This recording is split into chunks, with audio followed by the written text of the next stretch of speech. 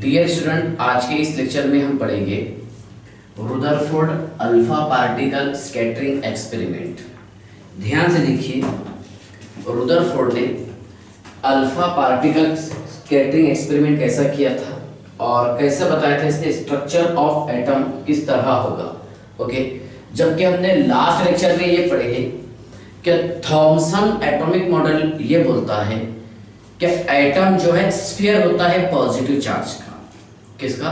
Positive charge. Okay, लेकिन Rutherford ने क्या किया, क्या उस एटम में से अल्फा पार्टिकल को स्कैटर्ड किया, पास किया। ओके, जब वहां पर अल्फा पार्टिकल पास हुए तो उसमें से मैक्सिमम मतलब 99.9% अल्फा पार्टिकल उस एटम में से पास हो रहे थे और कुछ अल्फा पार्टिकल जो है स्कैटर्ड हो रहे थे अलग अलग एंगल पर। ओके, और वेरी फ्यू मतलब 20,000 अल्फा पार्टिकल अगर पास होते हैं तो उसमें से एक अल्फा पार्टिकल जो है वो रिटर्न बैक आ रहा था 180 के एंगल पर। तो इसका मीनिंग ये है कि एटम के अंदर मैक्सिमम होलो स्फीयर प्रेजेंट था। ओके, तो ध्यान से देखिएगा अल्फा पार्टिकल एक्सपेरिमेंट, ध्यान से देखिएगा Rutherford alpha particle scattering experiment. तो अल्फा पार्टिकल्स, ध्यान से देखिए, अल्फा पार्टिकल्स इसका चार्ज होता है +2, यस सर, और इसका मास होता है 4 AMU एटॉमिक मास यूनिट या फिर 4 ME, okay, mass of electron. तो ध्यान से देखिएगा अल्फा पार्टिकल हीलियम मान लीजिए, यस सर, ओके, जिसके पास में 2 प्रोटॉन, कितने? 2 प्रोटॉन होते हैं और 2 न्यूट्रॉन होते हैं जो ऊपर लिखे हमने, यस सर, ये एटॉमिक मास। ठीक है, ध्यान से देखिए alpha particle scattering experiment. Okay, Rutherford atomic model. ठीक है, ध्यान से देखिए, इसने यहां पर इस्तेमाल किया था source of alpha particle, source of alpha particles. Okay, अब अल्फा पार्टिकल को इसने पास किया, सुनिए आप ध्यान से, अल्फा पार्टिकल को इसने पास किया इस तरह। क्या यहां पर उसने पहले एक गोल्ड फॉइल का इस्तेमाल किया? किसका? यहां पर उसने सबसे पहले एक गोल्ड फॉइल का इस्तेमाल किया, यस सर। ठीक है, देखिए गोल्ड फॉइल का कैसे इस्तेमाल किया बताने की कोशिश करता हूं। ये है गोल्ड फॉइल, यस सर। ठीक है, अब इस गोल्ड फॉइल का देखिए, ये एक थिन शीट होता है, thin sheet of gold foil. कितना इसका, देखिए कितना थिन होगा ये होगा 100 nm, यस सर, इतना थिन शीट होगा, यस सर। उसके बाद ध्यान से देखिएगा, यहां पर उसने कुछ इस तरह यू ट्यूब में, यू शेप में फ्लोरेसेंट लगाया। चलिए थोड़ा सा बड़ा बना लेता हूं, यस, इसको यहां तक के टिका देंगे, ठीक है ना। ध्यान से देखिएगा,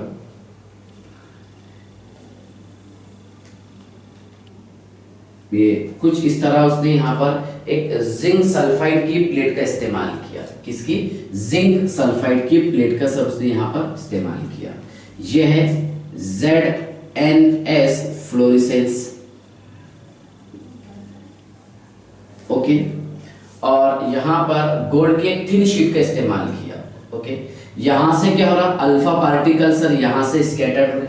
ओके, जब अल्फा पार्टिकल यहां से स्कैटर्ड हो रहे थे तो मैक्सिमम अल्फा पार्टिकल जो है ये अनडेविएटेड या फिर अनडिफ्लेक्टेड, ओके, अनडिफ्लेक्टेड ये पास हो रहे थे सीधा, मान लीजिए एक थिन शीट इस्तेमाल किए और वहां से अल्फा पार्टिकल लिए, सुनिए अल्फा पार्टिकल, तो अल्फा पार्टिकल ये इसके आर पार चले जा रहे थे और कितने जा रहे थे? Most of the alpha particle are, okay, undeflected. Maximum alpha particle इस गोल्ड फॉल में से पास हो रहे थे। देखिए इसने गोल्ड फॉल का इस्तेमाल इसलिए किया था क्योंकि रुदरफोर्ड एक ये रिच पर्सन था। ओके, और ये एक्सपेरिमेंट कब का है? 1909 का। ठीक है, तो ध्यान से देखिए, इसने यहां से अल्फा पार्टिकल पास किया तो मैक्सिमम अल्फा पार्टिकल उस एटम में से पास हो रहे थे। ओके, जबकि थॉमसन का ये कहना था क्या? एटम इज अ, है ना, स्फीयर ऑफ पॉजिटिव चार्ज। अगर एटम ये पॉजिटिव चार्ज का स्फीयर होता तो यहाँ से मैक्सिमम अल्फा पार्टिकल पास हो नहीं सकते थे, वो रिटर्न बैक आ जाना चाहिए था मैक्सिमम।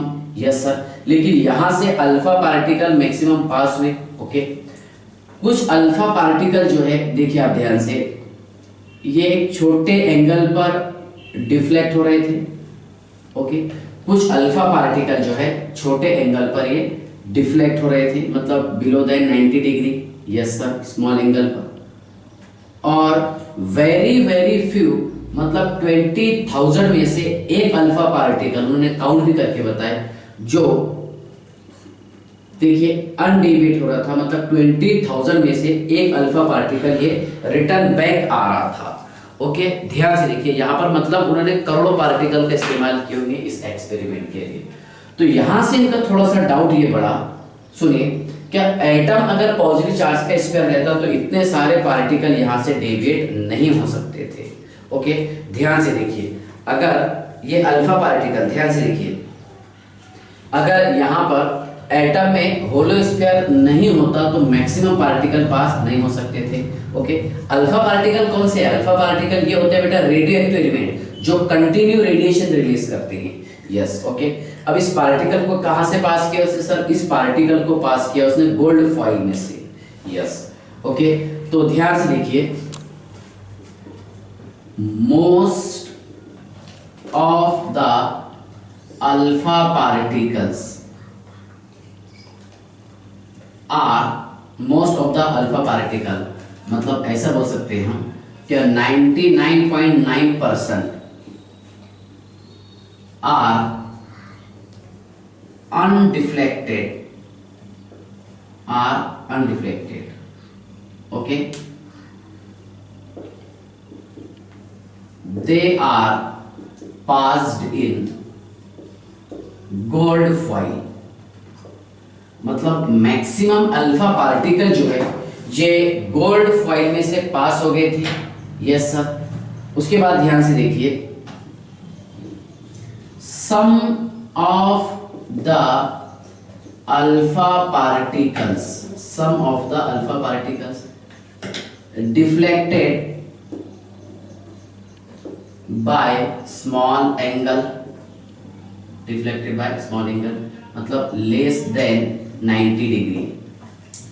ओके, ध्यान से देखिए कि कुछ अल्फा पार्टिकल जो है कि यहां से ये अल्फा पार्टिकल्स आ रहे हैं। यस सर, और ये एटम है, तो कुछ तो यहां से सीधा पास हो गए, कुछ जो है ये मैक्सिमम सीधा पास हो गए। यस सर, कुछ जो है डिफ्लेक्ट हो रहे थे टकराने की वजह से।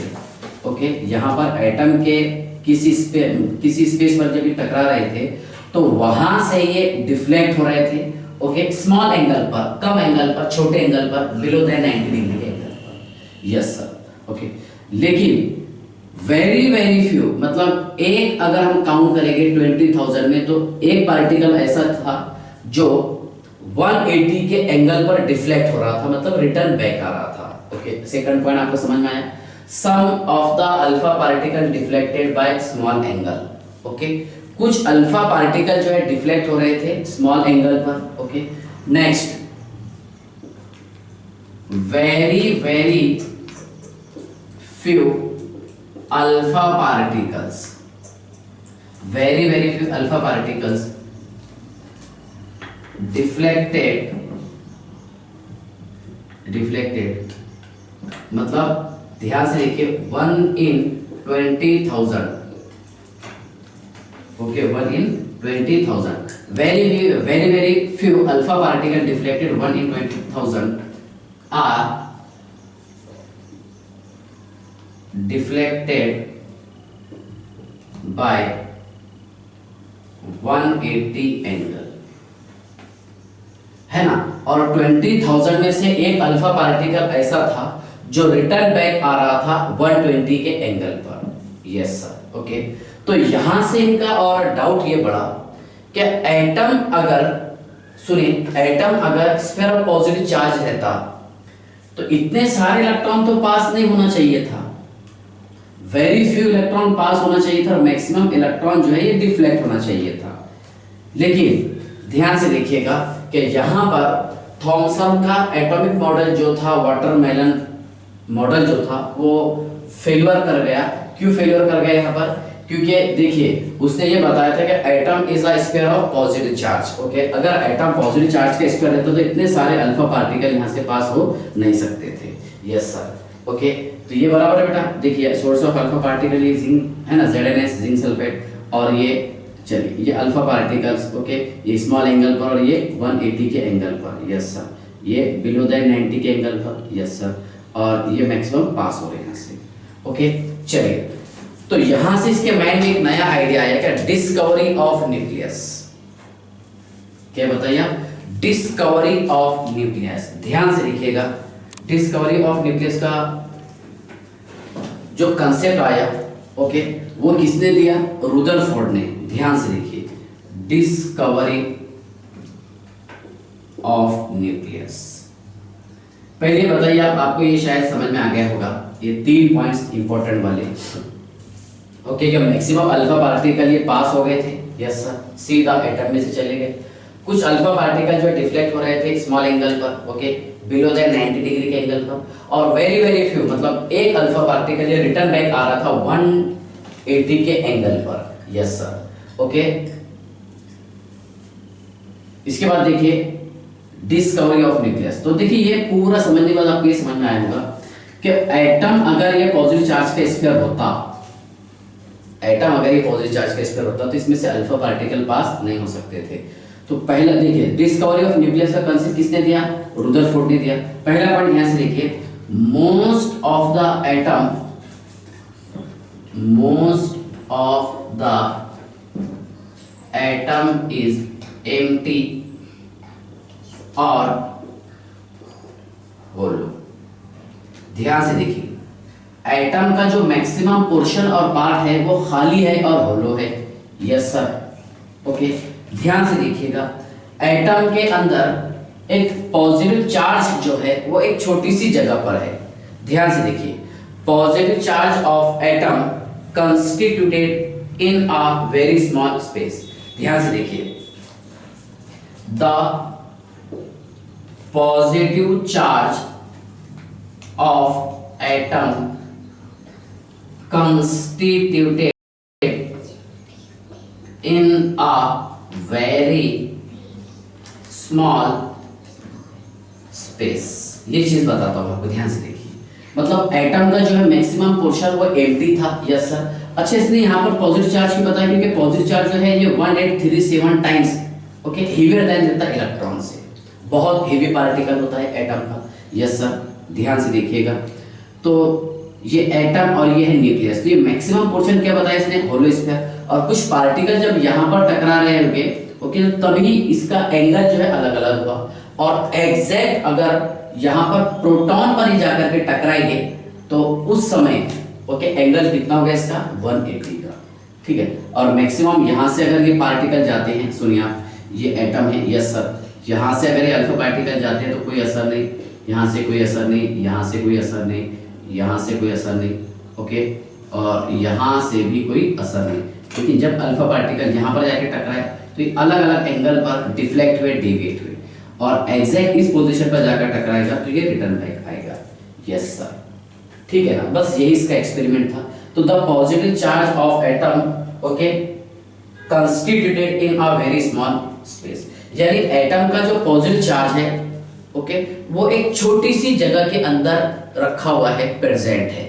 यस सर, ठीक है ना। जिसका नाम उसने क्या बताया था सर? उसका नाम बताया था उसने न्यूक्लियस। ओके, उसके बाद ध्यान से देखिएगा, क्या न्यूक्लियस का जो साइज है वो एटम के रिस्पेक्ट में बहुत छोटा है। ध्यान से देखिए, the size of nucleus, the size of nucleus is very very small as compared to atom। Okay, atom के कंपेयर में न्यूक्लियस का साइज बहुत छोटा है।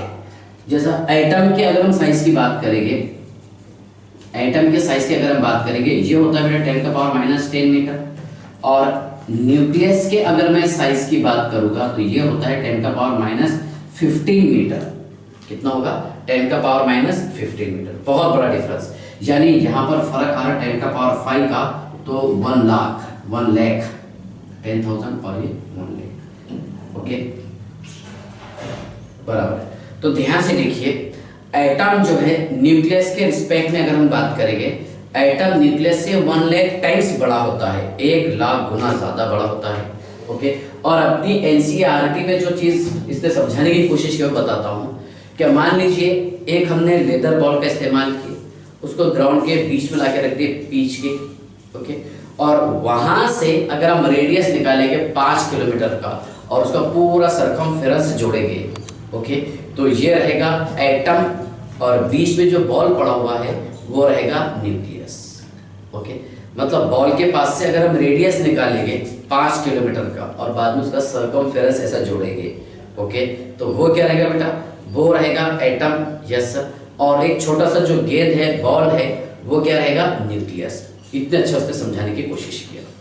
ओके, तो चलिए यहां तक के तो आपको समझ में आ गया होगा क्या एटम और न्यूक्लियस के साइज का डिफरेंस कितना होता है। Yes sir. दूसरी बात इसने ये भी एक अच्छी बात बताया था कि जितने प्रोटॉन होंगे उतने ही इलेक्ट्रॉन होते हैं, क्योंकि उस समय इलेक्ट्रॉन की डिस्कवरी हो चुकी थी। ध्यान से देखिए आप, 1909 की बात है।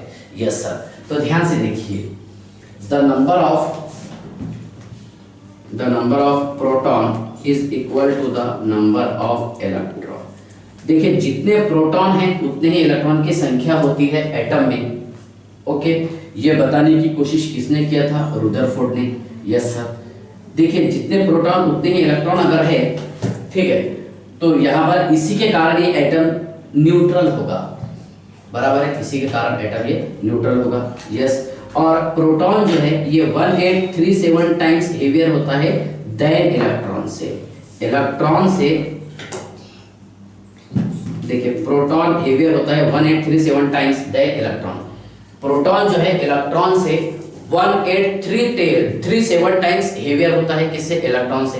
तो सिंपल सी बात है। अब देखिए क्या यहाँ पर ये न्यूक्लियस में क्या प्रेजेंट है? प्रोटॉन। अभी न्यूट्रॉन की डिस्कवरी नहीं हुई थी, जबकि मैंने आपको इससे पहले के लेक्चर में बता दिया हूँ discovery of neutron. Okay, James Chadwick ने कैसा किया था? क्या अल्फा पार्टिकल से किया था। अल्फा पार्टिकल का बम्बार्डिंग किया था उसने लाइटर एलिमेंट पर, बेरिलियम और बोरॉन पर। Yes sir. उसका कन्वर्जन किस में होगा? बेरिलियम का कन्वर्जन हुआ सर कार्बन में। Yes sir. और बोरॉन का हुआ नाइट्रोजन में और एक न्यूट्रॉन बाकी था, दैट इज न्यूट्रॉन। ओके, तो ध्यान से देखिएगा, जितने प्रोटॉन की संख्या है उतने ही इलेक्ट्रॉन की संख्या। यस सर, ठीक है ना। तो ये मेन पॉइंट्स थे किसके? रुदरफोर्ड एटॉमिक मॉडल के। ओके, चलिए यहां तक के तो आई होप आपको समझ में आ गया होगा रुदरफोर्ड एटॉमिक मॉडल क्या है। Yes sir. हाँ, इसके बाद ध्यान से देखिए, इलेक्ट्रॉन्स जो है अपने सर्कुलर क्लोज्ड ऑर्बिट में न्यूक्लियस के अराउंड में घूमते रहते हैं। ओके, ध्यान से देखिए, वो समझाने की कोशिश करता हूं। चलिए ये समझ गए ना।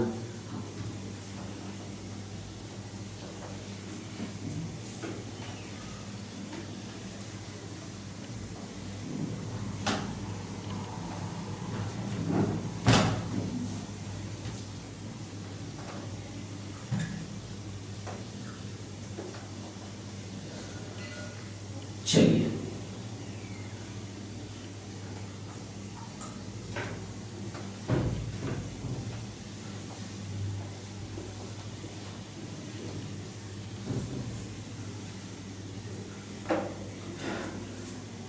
हाँ, ध्यान से देखिएगा, ये है बेटा एटम।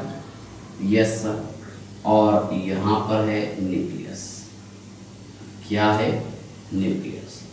क्या प्रेजेंट है इसमें? प्रोटॉन और न्यूट्रॉन। इसके अराउंड में क्या है? इलेक्ट्रॉन।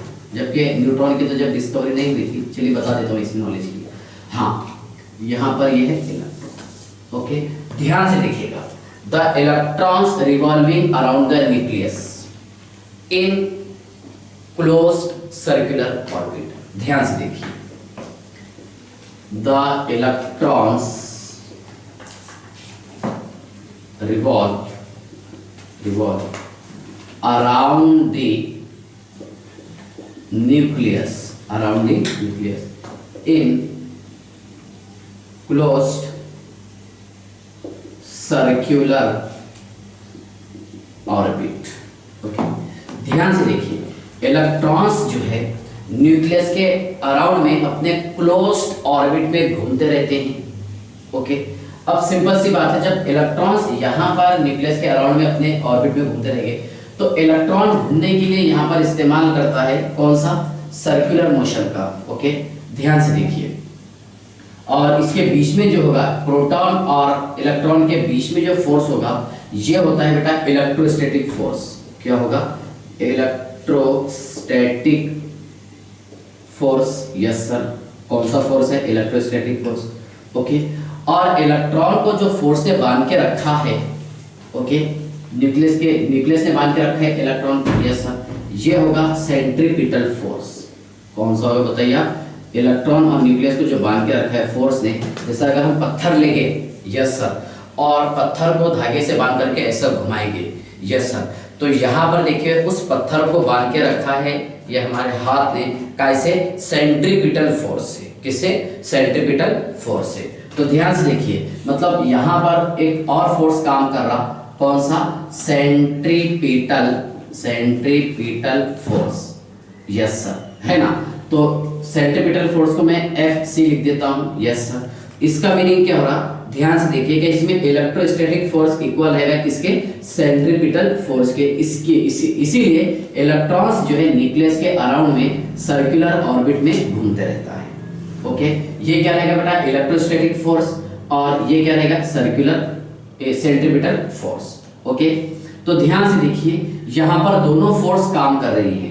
कौन कौन सी, इलेक्ट्रोस्टैटिक फोर्स भी काम कर रही है यहाँ पर, और सेंट्रीपिटल फोर्स भी काम कर रही है। ओके, चलिए, तो यहाँ तक क्या आपको समझ में आ गया होगा। ओके, ये इंपॉर्टेंट पॉइंट है। Okay, the electrons revolve around the nucleus in closed circular orbit. Electron जो है न्यूक्लियस के अराउंड में अपने क्लोज्ड ऑर्बिट में ये घूमते रहते हैं, बराबर है। चलिए ध्यान से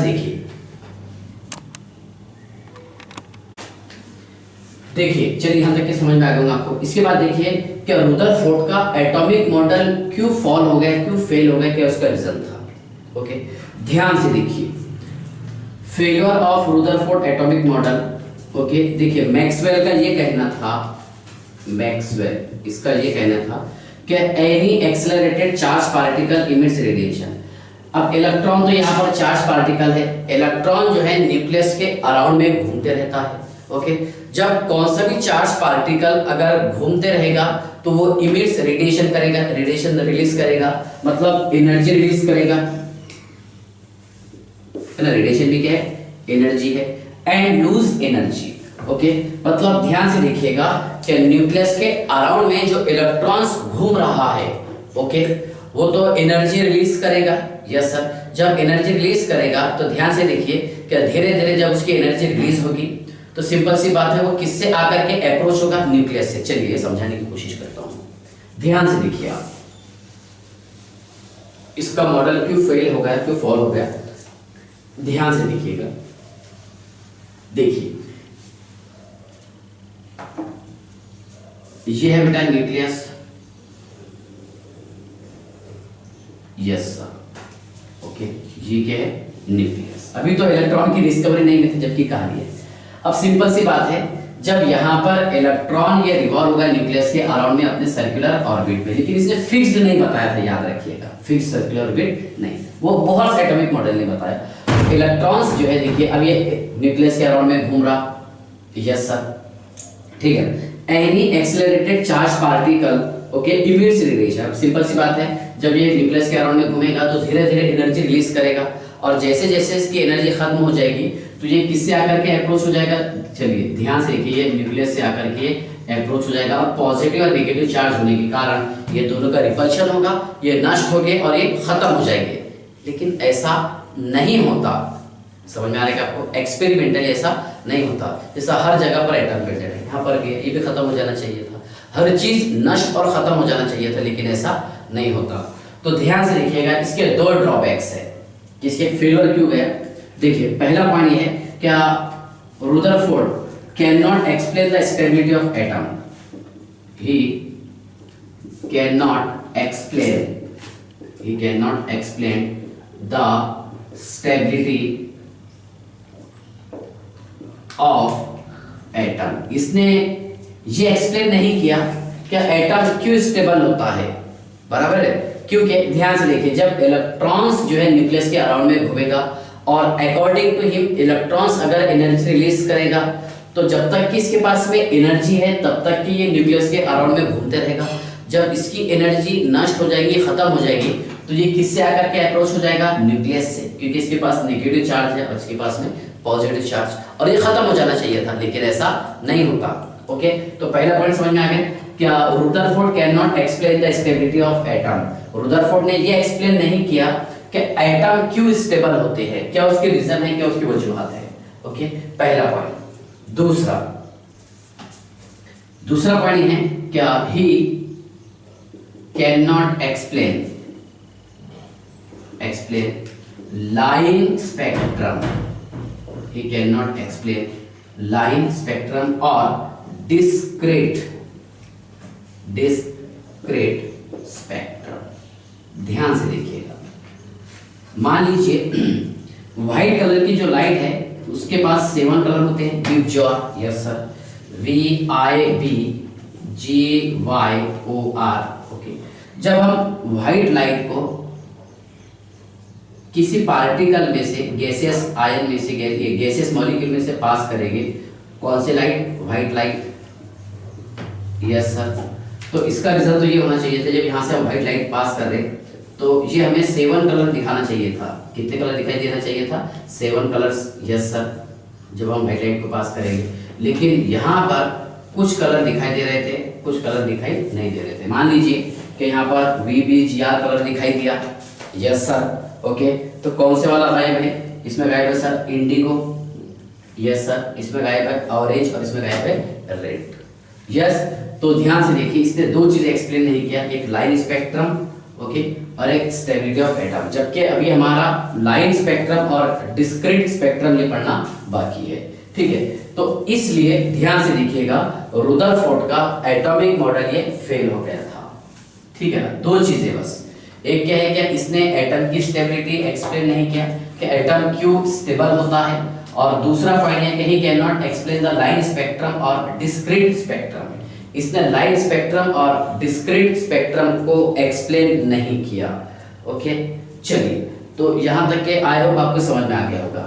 ओके, इसके बाद हम पढ़ने की कोशिश करेंगे Bohr's atomic model. Okay, Bohr's atomic model ने बहुत सारी चीजें बताया, मतलब इसके बाद का लेक्चर हम जो बनाएंगे वो बड़ा लेक्चर रहेगा, थोड़ा 1-1.5 घंटे का लेक्चर रहेगा, कोशिश करेंगे। ओके, चलिए, ठीक है, बाय।